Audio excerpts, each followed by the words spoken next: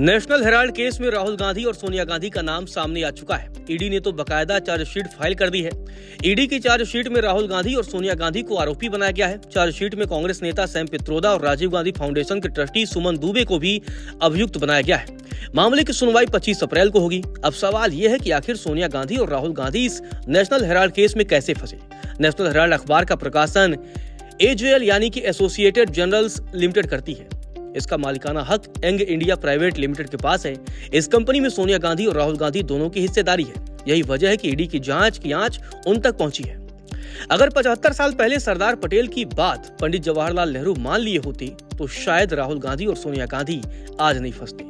दरअसल 1937 में associate journal का गठन हुआ। इसके बाद 9 सितंबर 1938 को जवाहरलाल नेहरू ने नेशनल हेराल्ड अखबार शुरू किया। इस अखबार को शुरू करने में हजारों स्वतंत्रता सेनानियों ने अहम भूमिका निभाई थी। इसके तहत 3 अखबार थे। अंग्रेजी में नेशनल हेराल्ड, हिंदी में नवजीवन और उर्दू में कौमी आवाज। इन तीनों अखबारों का संचालन एसोसिएट जर्नल यानी कि एजेएल करता था। उस वक्त भी यह माना जाता था कि अखबार पंडित जवाहरलाल नेहरू के इशारों पर चलता है। 1942 से लेकर 1945 तक इस अखबार के प्रकाशन पर अंग्रेजों ने रोक भी लगा दी थी। यानी 3 सालों तक इस अखबार का प्रकाशन नहीं हो पाया। देश की आजादी के बाद जब पंडित नेहरू प्रधानमंत्री बने तो उन्होंने इस अखबारों के बोर्ड के चेयरमैन पद से इस्तीफा दे दिया था। इसके बाद इंदिरा गांधी के पति फिरोज गांधी को इसके बोर्ड का मैनेजिंग डायरेक्टर बनाया गया था। इसके बाद धीरे धीरे इस एसोसिएट जनरल यानी कि एजेएल की आर्थिक स्थिति खराब होने लगी। यही नेशनल हेराल्ड आज सुर्खियों में बना हुआ है। नेशनल हेराल्ड केस में कांग्रेस नेता सोनिया गांधी और राहुल गांधी समेत कई लोगों पर ईडी ने 988 करोड़ रुपए के मनी लॉन्ड्रिंग मामले को लेकर चार्जशीट दायर की है। इसे लेकर भी बवाल है। पंडित नेहरू के निजी सचिव OM मथाई ने अपनी किताब में सरदार पटेल और नेहरू की कहानी का जिक्र किया है। इसमें इस बात का भी जिक्र है कि फिरोज गांधी इस कंपनी के संचालन में बहुत अच्छे नहीं थे, इसीलिए यह नेशनल हेराल्ड आर्थिक संकट में फंस गया। इसे आर्थिक संकट से उबारने के लिए जनहित निधि ट्रस्ट के रूप में बदल दिया गया। इस नए ट्रस्ट पर भी नेहरू परिवार का ही कब्जा रहा। इस ट्रस्ट के सभी ट्रस्टी नेहरू और उनके परिवार के बेहद करीबी लोग बनाए गए। OM मथाई ने तो अपनी किताब में यहाँ तक दावा किया है कि नेशनल हेराल्ड के लिए बड़ौदा के महाराजा से पूरे 2 लाख रुपए की रिश्वत मांगी गई थी। सरदार वल्लभ भाई पटेल को जब इसकी सूचना मिली थी तो उन्होंने इसकी शिकायत नेहरू से की थी। उस समय विज्ञापन के नाम पर कई बड़े औद्योगिक घरानों से लाखों की रकम 1 साल में इस अखबार ने हासिल की। पंडित नेहरू के प्रधानमंत्री रहते ही दिल्ली के बहादुर शाह जफर मार्ग पर नेशनल हेराल्ड को ऑफिस बनाने के लिए जमीन भी आवंटित की गई। 1950 में सरदार वल्लभ भाई पटेल ने नेहरू को पत्र लिखकर नेशनल हेराल्ड का समर्थन करने के लिए सरकारी मशीनरी के दुरुपयोग करने के साथ ही संदिग्ध धन उगाही के बारे में भी चेतावनी दी थी। सरदार पटेल के पत्राचार में दर्ज इन चिंताओं को नेहरू ने खारिज कर दिया था, जबकि वह इसके दीर्घकालिक प्रभावों के बारे में आशंकित थे। दशकों बाद सरदार पटेल की यह चेतावनी अब लोगों के सामने आ रही है, जब ईडी इस मामले की जांच कर रही है। सरदार वल्लभ भाई पटेल की जो चेतावनी एक पत्र के रूप में तब शुरू हुई थी, वह अब एक बड़े घोटाले में बदल गई है। ईडी ने सोनिया गांधी और राहुल गांधी के खिलाफ इस मामले में आरोप पत्र दायर किया है।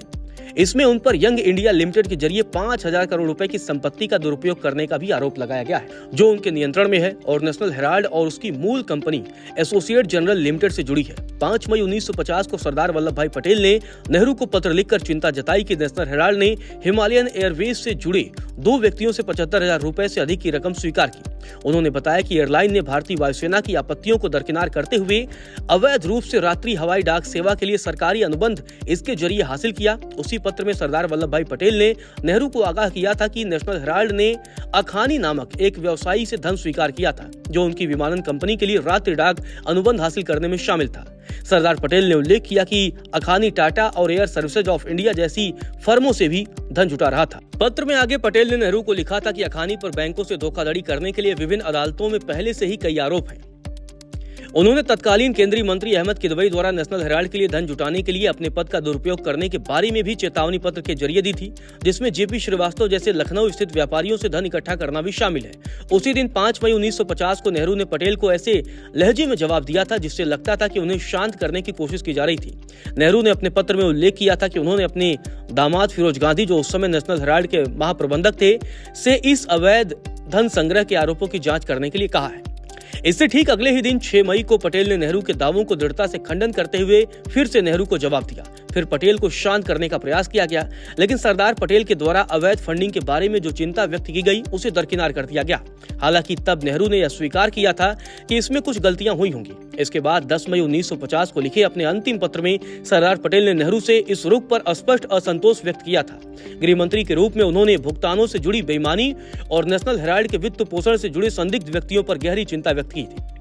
अब भाजपा की तरफ से भी यही दावा किया गया है कि नेशनल हेराल्ड का मामला बड़ा विचित्र है, जिसमें हजारों करोड़ रुपए की संपत्तियों वाली एक कंपनी महज 90 करोड़ रुपए की देनदारी में बिक गई और इसे खरीदने और बेचने वाला दोनों एक ही पक्ष के थे। जो कांग्रेस देश में इतने सालों तक सत्ता में रही, उसके रहते 2008 में यह अखबार बंद हो गया। यानी सत्ता में रहते हुए भी कांग्रेस अपनी इस विरासत को नहीं बचा पाई। भाजपा की तरफ से तो यह भी दावा किया गया है कि कांग्रेस पार्टी और उसके नेता चाहते ही नहीं थे कि यह अखबार चले। भाजपा की तरफ से यह भी कहा गया कि 5 मई से पहले 3 मई 1950 को भी सरदार वल्लभ भाई पटेल ने नेशनल हेराल्ड मामले को लेकर पंडित जवाहरलाल नेहरू को एक पत्र लिखा था, जिसमें स्पष्ट उल्लेख कॉरेस्पोंडेंट ऑफ सरदार पटेल में मिलता है। इस पत्र में उन्होंने लिखा था कि यदि स्वतंत्रता संग्राम सेनानियों के द्वारा शुरू किया गया अखबार था तो सरकार से जुड़े हुए लोगों को इसमें इतनी संलिप्तता आपत्तिजनक है।